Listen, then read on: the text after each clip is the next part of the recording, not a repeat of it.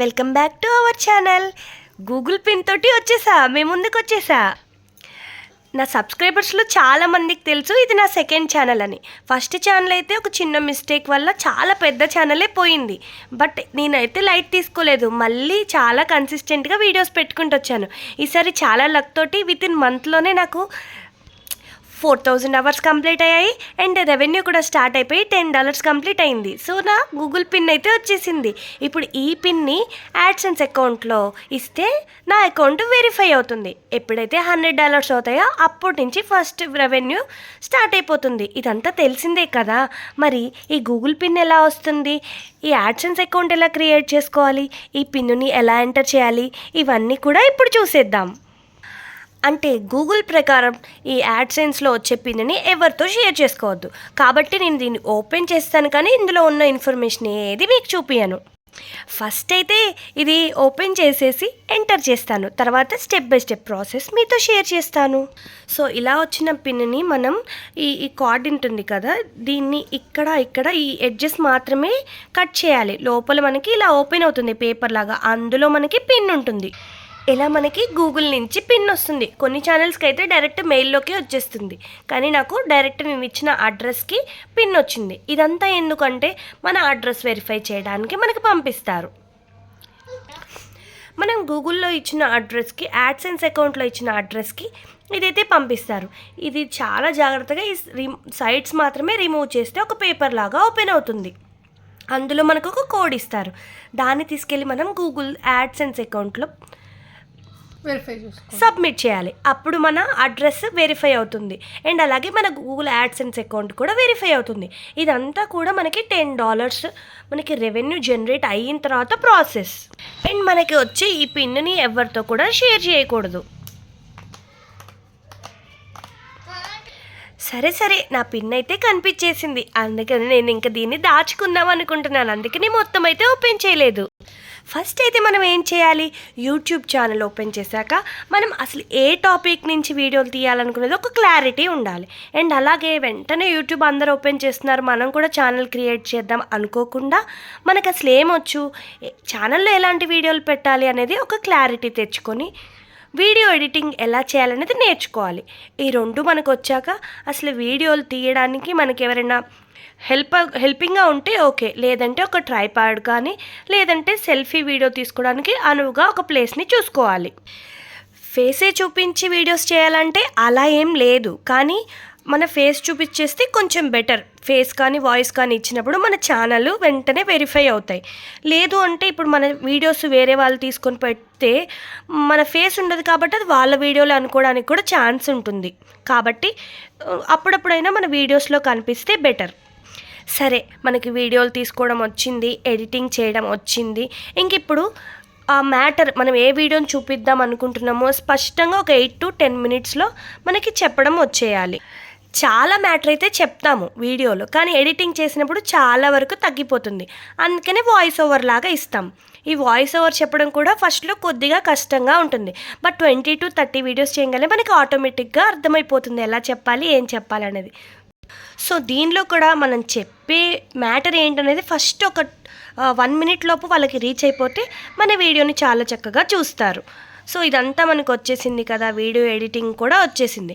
ఇంక ఇప్పుడు మనం అట్రాక్టివ్గా టైటిల్ని పెట్టాలి అండ్ థంబ్నెయిల్ చేయడం నేర్చుకోవాలి.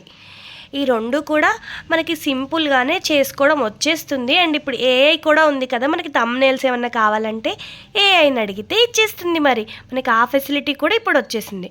సో మనకి ఎడిటింగ్ వచ్చింది, థంబ్నెయిల్ వచ్చింది, టైటిల్ పెట్టడం వచ్చింది, వీడియో రికార్డింగ్ కూడా వచ్చింది. ఇంకేం చేయాలి, ఇదే మెయిన్. కన్సిస్టెంట్గా మనం వీడియోస్ పెట్టాలి. ఇప్పుడు నాకు రోజు పెట్టడం కుదరలేదు, అప్పుడు నేను 2 daysకి ఒకసారి వీడియో పెట్టాలి. అది కూడా ప్రతిసారి 2 daysకి ఒకసారి అదే టైంకి పెట్టాలి. అండ్ షార్ట్ వీడియోస్ ఈజీనే కదా, 1 minute లోపు పెట్టచ్చు. ఇప్పుడు 3 minutes దాకా కూడా ఇచ్చారు, బట్ 1 minute లోపు అయితే చాలా మంచి ఎంగేజ్మెంట్ ఉంటుంది. సో ప్రతిరోజు ఒక షార్ట్ని, కుదిరితే 2-3 షార్ట్స్ని పెట్టండి. లాంగ్ వీడియో 2-3 డేస్కి ఒకసారి పెట్టండి. మనకైతే షార్ట్స్ ద్వారానే చాలా మంచి సబ్స్క్రైబర్స్ వస్తారు, ఎక్కువ మంది షార్ట్స్ నుంచే వస్తారు. సో ఫస్ట్ మీరు యూట్యూబ్ ఛానల్ నేమ్ కూడా ఇంపార్టెంట్.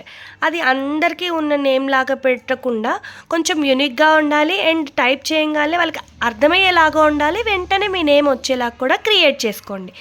ఇప్పుడు రోజు అప్లోడ్ చేయండి. లేదంటే 2 డేస్‌కి ఒకసారి ఒక లాంగ్ వీడియో అప్లోడ్ చేయండి. షార్ట్స్ అయితే రోజు అప్లోడ్ చేయండి. సేమ్ టైంకి అప్లోడ్ చేయండి. ఇంకా మీకు సబ్స్క్రైబర్స్ వస్తున్న కొద్దీ మీరు ఇంకా వాళ్ళు ఎలాంటి టాపిక్ గురించి కామెంట్స్ చేస్తున్నారు, ఇంకా ఏం వీడియోస్ చేయాలనేది ఒక మంచి అవగాహన వస్తుంది. ఇంకా మెయిన్ ఏంటంటే 1000 సబ్స్క్రైబర్స్ అవ్వాలి. అండ్ అలాగే 4000 వాచింగ్ అవర్స్ అవ్వాలి. ఈ 4000 వాచింగ్ అవర్స్ అనేది చాలా లాంగ్ ప్రాసెస్. నన్ను అడిగితే షార్ట్స్ ద్వారానే ఒక 10 మిలియన్ వ్యూస్ వస్తే ఫాస్ట్గా అయిపోతుంది. అలానే ఎక్కువ ఛానల్స్ కూడా మానిటైజ్ అయ్యాయని నాకు అనిపిస్తుంది. నాకైతే లాంగ్ వీడియోస్ ద్వారానే అయ్యాయిలేండి. బట్ అది ప్యూర్లీ లక్ అని చెప్పాలి. ఇప్పుడు ఈ 4000 అవర్స్ 1000 సబ్స్క్రైబర్స్ వచ్చాక మనం మానిటైజేషన్కి అప్లై చేసుకోవాలి. కానీ ఇప్పుడు మనకి యూట్యూబ్ వాడు ఇంకొక కొత్త ఆఫర్ కూడా ఇచ్చాడు. ఏంటంటే 3 మిలియన్ వ్యూస్ షార్ట్స్కి కానీ 3000 అవర్స్ లాంగ్ వీడియోస్కి కానీ అయిన వెంటనే మనం మానిటైజేషన్ ప్రాసెస్ ఓకే చేసేసుకోవచ్చు. ఇంకా 4000 అవర్స్ అయినప్పటి నుంచి రెవెన్యూ స్టార్ట్ అవుతుంది. ఈలోగు ఈ ప్రాసెస్ అంతా అయిపోతుంది కాబట్టి మనకి ఈజీ అయిపోతుంది ప్రాసెస్.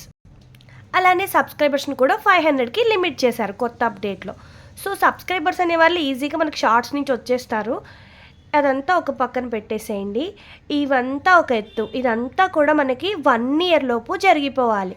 అంటే మీ ఛానల్ ఎప్పుడైనా ఓపెన్ చేయండి, కానీ ఒక 1 ఇయర్ 365 డేస్లో మనకి 3 million views, 500 subscribers or 3000 hours అవ్వాలన్నమాట. సో ఇదంతా కూడా చేసేసాం, మన ఛానల్ మంచిగా వెళ్తుంది. కానీ ఇక్కడే చాలామంది చేసే పొరపాటు ఏంటంటే వేరే వాళ్ళ వీడియోస్ మొత్తం తీసుకొచ్చేసి సగం కట్ చేసి అలా ఇలా చేసి పెట్టేస్తారు. అందులో వీళ్ళు ఎన్ని వీడియోస్ అయినా చేయండి, వేరే వాళ్ళది ఒక్క వీడియో ఉన్నా వేరే వాళ్ళది కంటెంట్ ఏమైనా యూజ్ చేసినా మనకి అస్సలు మానిటైజ్ అవ్వదు. రీయూజ్డ్ కంటెంట్ పడుతుంది. అప్పుడు ఏం జరుగుతుంది, మన వీడియో అది మనదే అయితే మనదే అని నిరూపించుకోవాలి. లేదంటే ఒక 90 డేస్ ఆగాలి. ఇదంతా జరిగేలోపు మళ్ళీ మనకి అన్ని వాచింగ్ అవర్స్ వచ్చేయాలి. లేదంటే మొత్తం పోతుంది.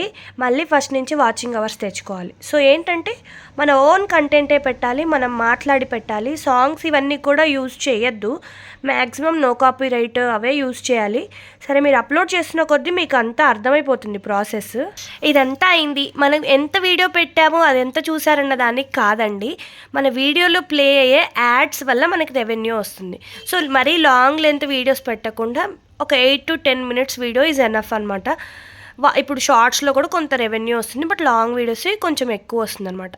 అలా మనకి రెవెన్యూ జనరేట్ అవుతున్నప్పుడు మనం యాడ్సెన్స్ అకౌంట్ ఏ వీడియోతో అయితే ఏ మెయిల్తో అయితే మనం యూట్యూబ్ ఓపెన్ చేసామో అదే మెయిల్ తోటి మనకి యాడ్సెన్స్ అకౌంట్ క్రియేట్ చేసుకోవాలి.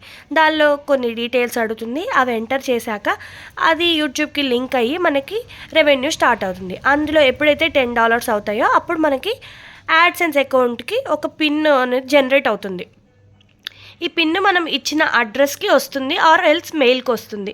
అప్పుడు దాన్ని తీసుకెళ్ళి ఎంటర్ చేస్తే అది మన అడ్రస్ని వెరిఫై చేస్తుంది, అకౌంట్ని కూడా వెరిఫై చేస్తుంది. ఇంకా $100 కంప్లీట్ అయితే మనకి ఫస్ట్ పేమెంట్ వచ్చేస్తుంది. ఇంకా నెక్స్ట్ నుంచి ఎన్ని డాలర్స్ అయితే అంత వస్తుందిలేండి. ఫస్ట్ మాత్రం $100 దాటితేనే ఫస్ట్ పేమెంట్ వస్తుంది. ఇదండి. ఇంకా వీడియో అయితే చాలా లెంతీ అయిపోతుంది. మీకు ఏదైనా డౌట్స్ ఉంటే ఇందులో కామెంట్ చేయండి, నేను నెక్స్ట్ వీడియోస్ చేసి పెడతాను. Bye bye.